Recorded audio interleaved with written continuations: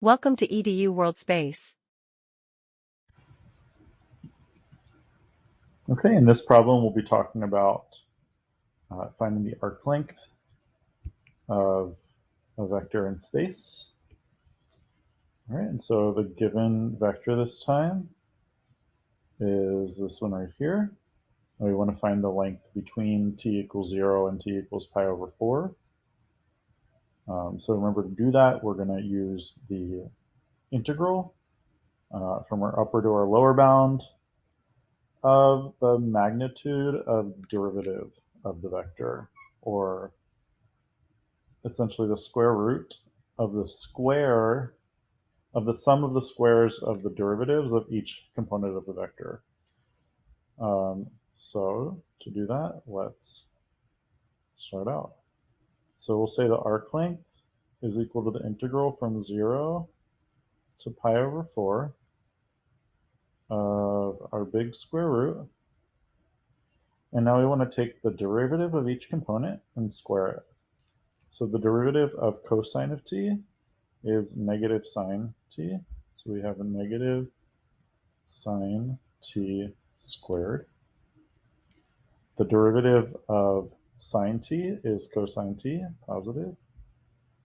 So cosine t squared. And the derivative of the natural log of cosine of t, remember to find the find the derivative of a natural log.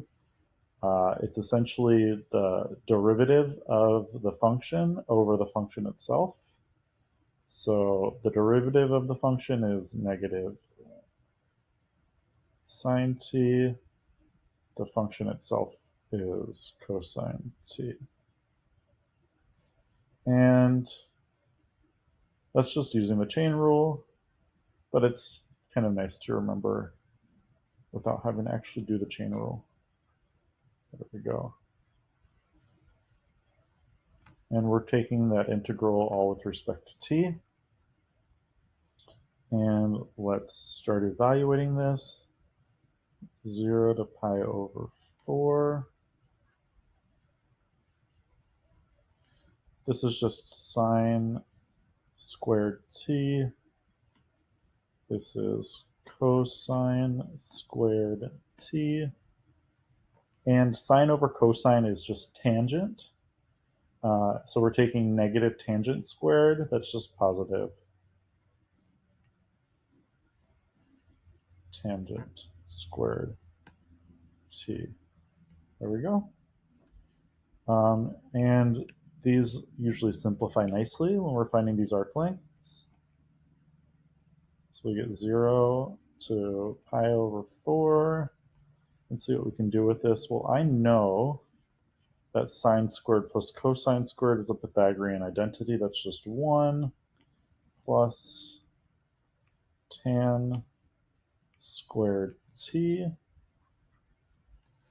And I know that 1 plus tan squared t is equivalent to secant squared t, another identity. So this is now equal to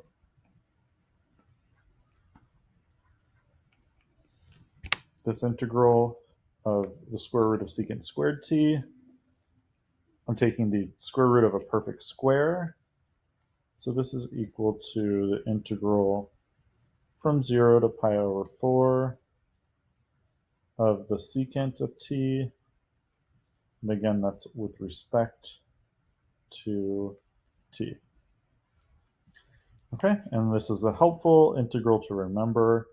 The integral of the secant of t is just the natural log of the absolute value of the secant of t plus